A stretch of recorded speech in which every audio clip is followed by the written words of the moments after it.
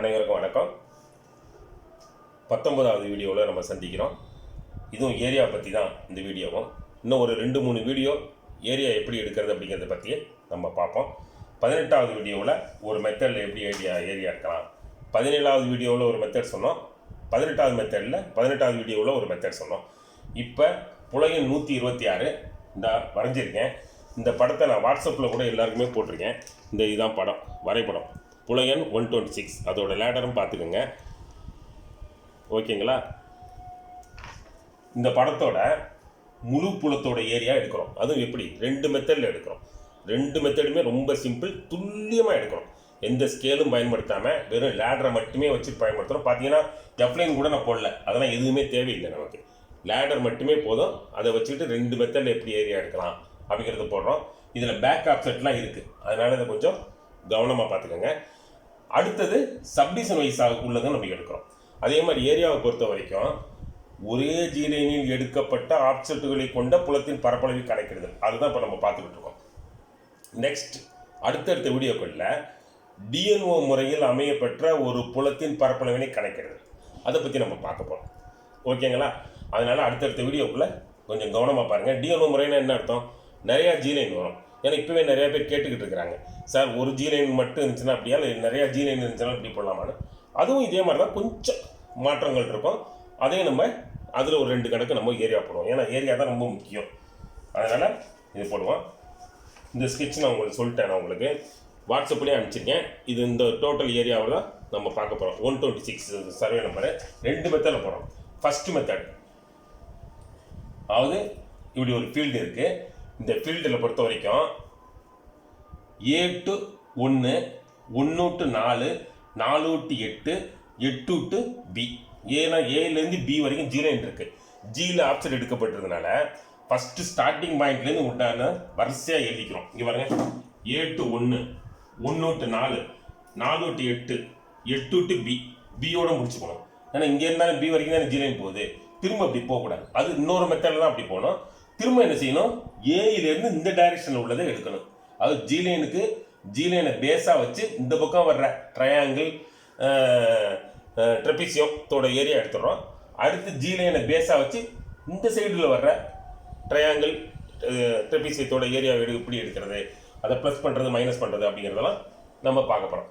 அடுத்தது ஏயிலேருந்து A to E, இது பாருங்க, A to E, ஈக்கு அடுத்தது E to D, E to D, D to 2, D to 2, 2 to 7, 7 to 5, 5 to C, C to B. கரெக்டாக எழுதணும். இப்படி எழுதி இப்படி எழுதி இப்படி எழுதி இப்படி எழுதி இப்படி எழுதி இப்படி எழுதி பியில் வந்து முடிச்சிடணும். 2 பார்ட்டாக நான் எழுதிக்கிறேன். 2 பார்ட் தேவையில்லை, உங்களுக்கு அடையாளத்துக்காக நான் எழுதுகிறேன். இல்லைன்னா இந்த கோடை நமக்கு தேவையில்லை, உங்களுக்கு புரிஞ்சுக்கணும் அப்படிங்கிறதுக்காக நான் போட்டிருக்கேன். இப்போ தனித்தனியாக ஏரியா பார்க்குறதா இருந்தால் A-1 ஃபஸ்ட்டு. A-1 பொறுத்த வரைக்கும் என்ன கணக்கு? உங்களுக்கு ஏரியா தெரியும், லேடர் தெரியும். லேடர் என்ன?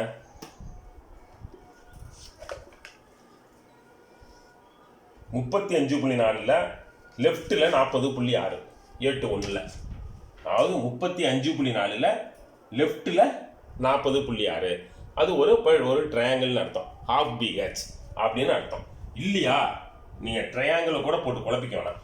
எல்லாமே நீங்கள் ஒரு ட்ரெபிசியம் இருக்கிற மாதிரியே கற்பனை பண்ணிக்கோங்களேன். இப்போ பாருங்கள், எப்பவுமே இந்த சைடு கட்டிங் பாயிண்ட்லேருந்து இந்த சைடு கட்டிங் பாயிண்ட்டை கழிக்கணும். ரைட்டா? ஈலேருந்து ஏயை கழிக்கணும், ஈலேருந்து 7லேருந்து 2 கழிக்கணும். அது கட்டிங் பாயிண்ட் கண்டுபிடிக்கிறது. ஒன்றும் இல்லைங்க, ட்ரெபிசியங்கிறது என்ன, நான் முன்னாடியே பார்த்தோம்ல போன இதில், 2 கட்டிங் பாயிண்ட்டுக்கு உண்டான வித்தியாசம் இன்ட்டு 2 ஆப்செட்டுகளுக்கு உண்டான கூடுதல் பை 2, அவ்வளோதானே பார்த்தோம். அதையே தான் போட போகிறோம்.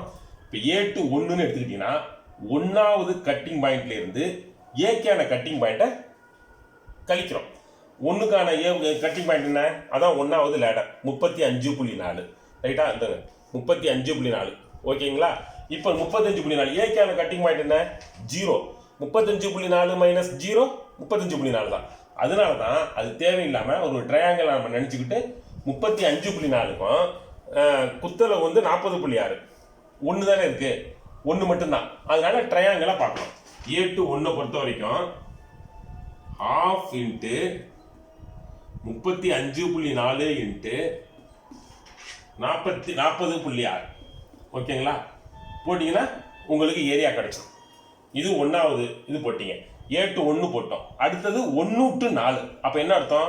4 கட்டிங் பாயிண்ட்லேருந்து 1வது கட்டிங் பாயிண்டை கழிக்கணும். இந்த 4வது கட்டிங் பாயிண்ட் என்ன? 76. ஓகேங்களா. 76. 1வது கட்டிங் பாயிண்ட் என்ன? 35.4. அப்போ 76 மைனஸ் 35.4. ஃபர்ஸ்ட் இப்படி எழுதிக்கங்க. இது மாதிரி ஒரு டேபிள் போட்டுக்கோங்க. இடைப்பட்ட வளைவு மற்றும் சந்திப்பு. சந்திப்பு ஜங்ஷன் பாயிண்ட். ஜங்ஷனாகவும் இருக்கலாம். இப்போ இதெல்லாம் ஜங்ஷன் வருது, நடுவில் பெண்டும் வருது. அதனால பெண்டுங்கிறது வளைவுன்னு போட்டிருக்கேன். வளைவு மற்றும் சந்திப்பு. இதில் A to 1, 1 to 2, 4 to 8 வரிசையாக எழுதிக்கிறீங்க. நீங்கள் 1 to 4, 4 to 8ன்னு எழுதிக்கிறீங்க. இதே கணக்கு தான் அது. அதோட ஏரியாவை இங்கே போட்டுடுறீங்க. இதை அப்படியே போட்டு கூட்டி என்ன வருதோ அவ்வளோதான். பை 2 போட வேணாம். ஏன்னா இதில் ஒவ்வொன்றுக்கும் நம்ம பை 2 போட்டுறோம். பாருங்கள், மொதல் கணக்கு ஆஃப் போட்டோம், இங்கேயும் பை 2 போட்டோம், பை 2 போட்டோம், எல்லாத்துலேயும் வகுத்தல் 2ன்னு போட்டோம். அதனால டோட்டல் என்ன வருதோ அப்படியே வச்சுக்கிறோம். அந்த மெத்தடில் இங்கே எதுவுமே பை 2 போடலை. எல்லாம் அப்படி அப்படியே கண்டுபிடிச்சி எழுதுனதுனால லாஸ்ட்டில் மொத்தத்தில் 2ஆல் வகுத்துறோம். இது கூட அப்படி செய்யலாம். 2ஆல் வகுக்காமல் அப்படியே வர்றதை மட்டும் எழுதிக்கிட்டே இருந்துட்டு லாஸ்ட்டில் 2ஆல் வகுத்தீங்கனாலும் ஒன்று தான். ஆனால் ஃபார்முலான்னு ஒன்று இருக்குது. அதனால இந்த ஃபார்முலாவை பயன்படுத்துகிற மாதிரி நம்ம போட்டிருக்கோம். அதனால தான் டிவைடட் 2 அப்படின்னு நம்ம வச்சுருக்கோம். ஓகேங்களா. பாருங்க, 1 to 4 76 மைனஸ் 35.4. அதான் சொன்ன 4வது லேடர் இது கட்டிங் பாயிண்ட். இது 1வது கட்டிங் பாயிண்ட் இன்ட்டு 2 ஆப்செட் டிஸ்டன்ஸை கூட்டிக்கிறீங்க, 2ஆல் வகுக்கிறீங்க. ஆன்சர் 1932.56. அடுத்தது 1 to 4 படிச்சிருச்சு. 4 to 8. அப்போ 8வது கட்டிங் பாயிண்ட்லேருந்து 4வது கட்டிங் பாயிண்ட்டை கழிக்கிறீங்க. ரைட்டா. இந்த பாருங்க, 4 to 8ல் 181 மைனஸ் 76. இந்த லேட்டரை உங்களுக்கு நீங்கள் ஒரு காப்பி எடுத்து எழுதி வச்சுக்கிட்டிங்கன்னா உங்களுக்கு கொஞ்சம் ஈஸியாக புரியும் உங்களுக்கு. ரைட்டுங்களா. பார்க்கும்போதே அடுத்தது 8 to B. 8 to B பார்க்கும்போது பியோட 8 to Bனா பியோட கட்டிங் பாயிண்ட்லேருந்து 8வோட கட்டிங் பாயிண்ட்டை கழிக்கணும். ரைட்டுங்களா. இங்கே 8 to B தானே வருது. 8 to Bனா என்ன அர்த்தம்?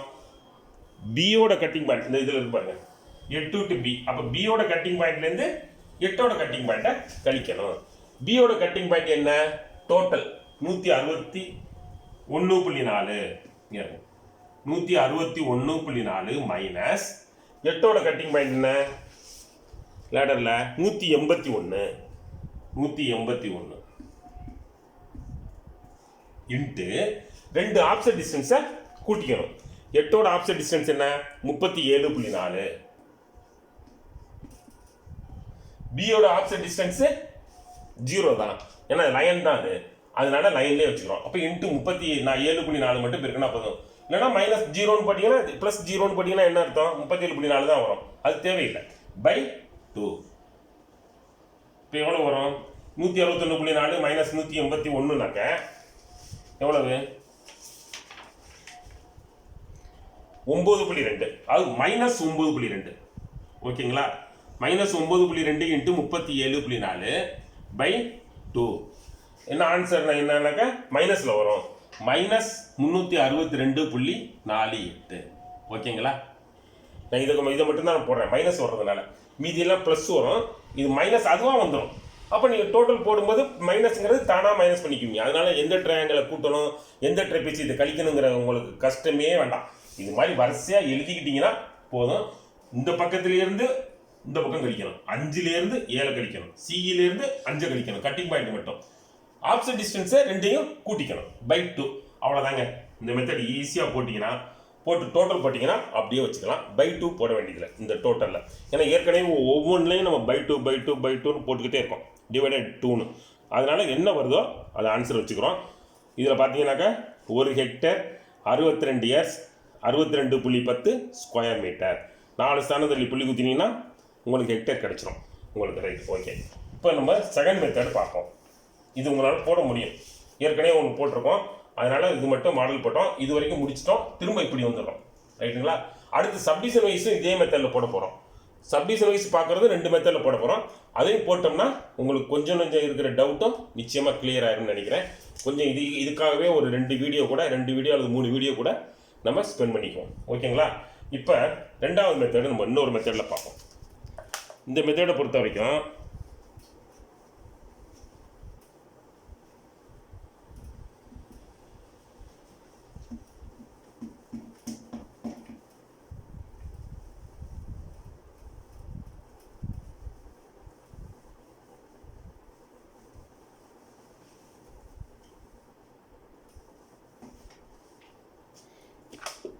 இந்த மெத்தடில் ஃபர்ஸ்ட் மெத்தடில் என்ன செஞ்சீங்க, இப்படி எழுதினீங்க A to 1, 1 to 4, 4 to 8, 8 to B, அப்புறம் திரும்ப ஏலேருந்து இப்படி வந்தீங்க, பிலேருந்து முடிச்சிங்க, ரைட்டுங்களா?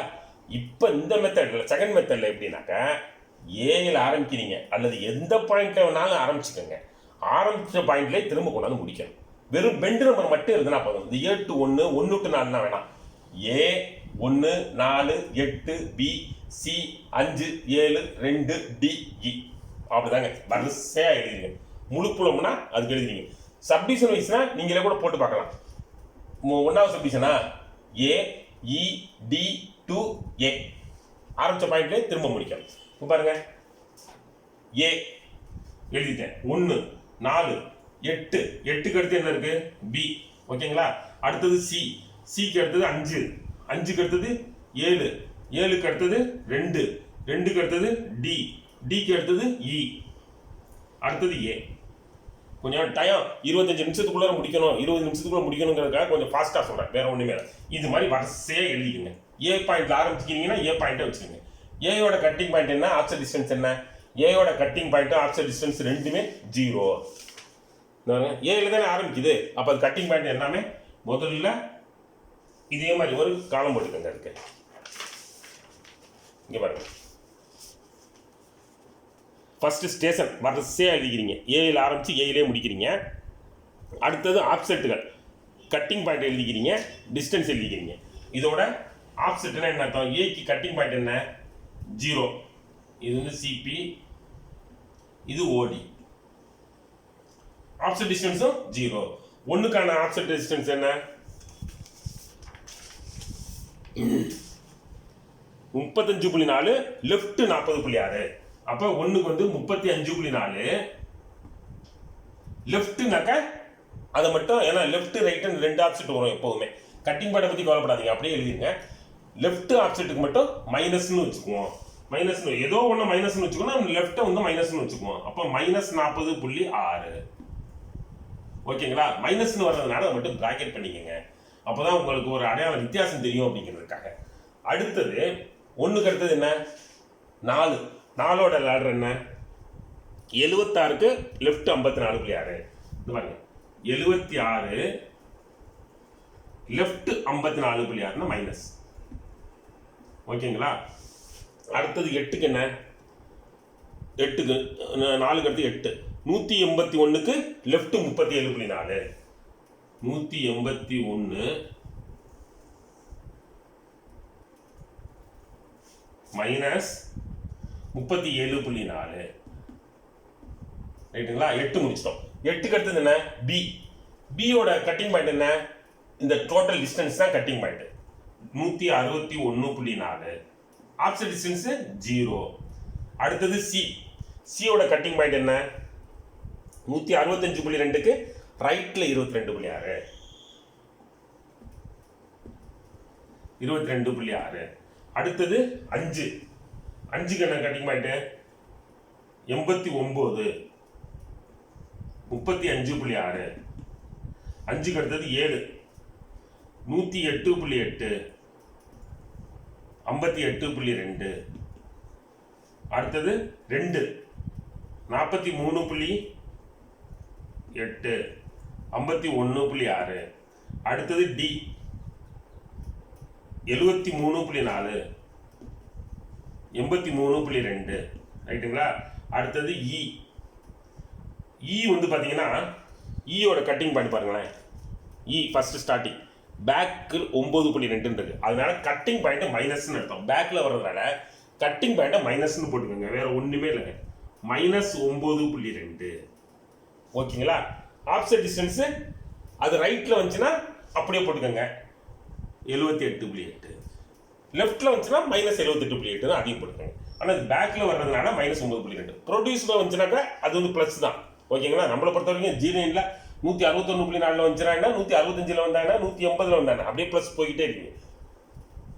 ரிவர்ஸில் போனால் மட்டும்தான், பேக்கில் போனால் மட்டும்தான் அது மைனஸ்ன்னு அர்த்தம் கட்டிங் பாயிண்ட். எல்லா கணக்குக்குமே அப்படி தான் போடணும் நம்ம.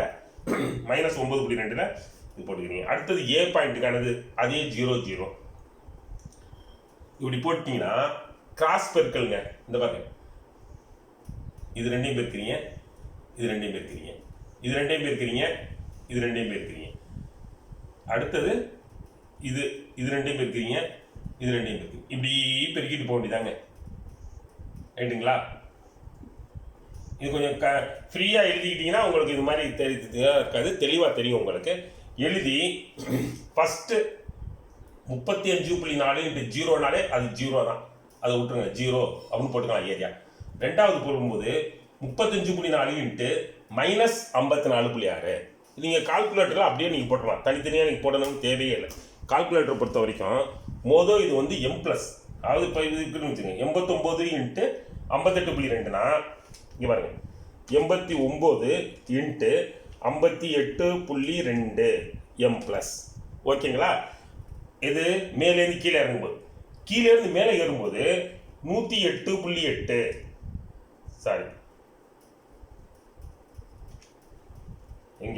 சாரி முதலேருந்து போடுறேன் பாருங்க. 89க்கு 58.2 கீழே இறங்குது, அது ப்ளஸ்ஸு. அப்போ 89 × 58.2 M+. ஓகேங்களா? அடுத்தது என்ன, 108.8 × 35.6, இது மேலே ஏறுது. அப்போ இது வந்து மைனஸ் பண்ணணும். 108.8 × 35.6 35.6, இது வந்து M- பண்ணணும். ரீகால் அவ்வளோதாங்க. 1306.52 எழுதிக்க போறீங்க. நீங்கள் இதுக்குள்ளார நீங்கள் சிம்பிளை ஃபஸ்ட்டு 2-3 கணக்கு சிம்பிள் போட போகிறீங்க, அப்புறம்லாம் நீங்களாம் எழுதிக்கலாம். இப்படி கிராஸாக நீங்கள் பெருக்கி போட்டு எழுத போகிறீங்க. M+, M- கால்குலேட்டரில் நீங்கள் போட்டுற போகிறீங்க. மொதல் இது M+, அடுத்தது M-. அவ்வளோதான், வேறு ஒன்றும் இதுக்கு ஒன்றும் பெரிய வித்தியாசமே கிடையாது. நீங்கள் போட்டுறீங்க இதே மாதிரி. சப்போஸ் இப்போ மேலே பாருங்கள், மைனஸில் இருக்குது 35.4 × -54.6னா கால்குலேட்டரில் ஃபஸ்ட்டு என்ன செய்யுங்க, M- போட்டுருங்க. 35.4 × 54.6 வருது, அப்போ மைனஸ் வேறு வருதுனால ஃபஸ்ட்டு M- போட்டுருங்க. அடுத்து இந்த கிராஸ் போயிருக்கிறீங்க, அதுவும் மைனஸ் இருந்துச்சுன்னா மைனஸ் × மைனஸ் ப்ளஸ்ஸாக வரும். இந்த மேலே ஏறுறது M+ஆக மாறிடும், கீழே இறங்குறது M- மாறிடும். ஏன்னா இது வந்து மைனஸ் ஆப்செட் வரும்போது அவ்வளோதான் வித்தியாசம், வேறு ஒன்றுமே இல்லைங்க. அது ப்ளஸ் ஆப்செட்டாக வந்துச்சுன்னா என்ன, ஃபஸ்ட்டு கீழே இறங்கும்போது M+, மேலே ஏறும்போது M-ங்க. ஓகேங்களா? மைனஸ் ஆப்செட் வந்துச்சுனாக்க அப்படியே உள்டாமல் மாறி வந்துடும். கீழே இறங்கும்போது M-, மேலே ஏறும்போது M+. ரீகால் போட்டு அப்படியே எழுதிட வேண்டியதான் ஏரியா. வரிசையாக எழுதிட்டீங்கன்னா இதுக்காக ஒன்றும் கஷ்டப்பட வேண்டியதில்லை. கால்குலேட்டர் ஒரே ஸ்டெப்பில் நீங்கள் போட்டுடலாம். M+, M- போட்டிங்கன்னா அதுவே சொல்லிடும். ஓகேங்களா? அதனால் ரொம்ப சிம்பிள். இந்த மெத்தடும் போடுங்க. இந்த மெத்தட் நான் போட்டிருக்கேன், இந்த பாருங்க. ஒன்று ஒன்றா போட்டுருந்தோம்னா டைம் ஆயிரும். வீடியோ ஒரு 20 நிமிஷம் 25 நிமிஷம்லாம் இருந்துச்சுன்னா நீங்கள் அதை பார்க்குறது கஷ்டமாக இருக்குமேங்கிறதுக்காக தான் நான் இதோட முடிச்சுக்கிறேன். ஓகேங்களா? பாருங்கள், இதோட ஏரியாவை பாருங்கள், துல்லியமாக வருது பாருங்கள். இதை வந்து 2ஆல் வகுத்துடணும். ஏன்னா இதில் ஒவ்வொரு ஸ்டெப்பும் நம்ம 2ஆல் வகுக்கிறது இல்லை. அதனால லாஸ்ட்டில் ஒரே ஸ்டெப்பாக 2ஆல் வகுத்துட்டோம்னா ஆன்சர் முடிஞ்சு போயிடும். இதோட டோட்டலை 2ஆல் வகுத்துடணும். பரப்பளவே கூடுதல் பை 2 தான் இதோட ஆன்சரே. இதெல்லாம் ப்ரூஃப் இருக்குது, சும்மா நம்ம இஷ்டத்துக்கு நம்ம போடலை. ஏன் வருது என்னங்கிறதுக்கெல்லாம் நம்ம ப்ரூஃப் இருக்குது. இது ஒரு மெத்தடு, மேத்தமெட்டிக்கலில் ப்ரூவ் பண்ண இது ஒரு மெத்தட் ஏரியா எடுக்கிறதுக்கு. ஆனால் ட்ரையாங்கிளுக்கு மட்டும்தான் போடுவாங்க. நம்ம புதுசாக எவ்வளோ பெரிய ஃபீல்டாக இருந்தாலும் இதில் போட முடியும் அப்படிங்கிறத நம்ம இதை போட்டுக்கிட்டு இருக்கோம். ஓகேங்களா? இந்த பாருங்கள், இது 2ஆல் வகுத்தீங்கன்னா அதே வருது பாருங்கள். 1 ஹெக்டேர் 62 ஏர்ஸு 62.1 அல்லது 62.10 சதுர மீட்டர். எவ்வளோ துல்லியமாக இருப்பாங்க, அதே ஆன்சர். அதே மாதிரி சப்டிஷன் வைஸ் போடுறோம், 2 மெத்தட்லையும் போடுறோம். அந்த மெத்தடில் தனித்தனியாக 1 2 3 4 5க்கு எடுக்கிறோம். இந்த மெத்தட்லையும் 1 2 3 4 5க்கு எடுக்கிறோம். இந்த கணக்கை பொறுத்த வரைக்கும் எல்லாமே பெண்டில் வருது, சப்டிஷன் பூராவுமே. அது எப்படி எடுக்கிறோன்னு பார்க்குறோம். அடுத்து பார்ட் கட்டிங்கில் இருந்துச்சுன்னா அது எப்படி எடுக்கலாம் அப்படிங்கிறதையும் பார்க்குறோம். ரைட், ரொம்ப நன்றி. அடுத்த வீடியோவில் சந்திப்போம். இன்னும் டிஎன்ஓ முறையில் அமையப்பட்ட ஒரு புலத்தின் பரப்பளவு எப்படி கண்டுபிடிக்கிறதுங்கிறதையும் நம்ம பார்க்க வேண்டியிருக்கு. இன்னும் ஒரு 2-3 வீடியோ கிளாஸ் கொஞ்சம் கவனமாக பாருங்கள். நன்றி. அடுத்த வீடியோவில் சந்திப்போம்.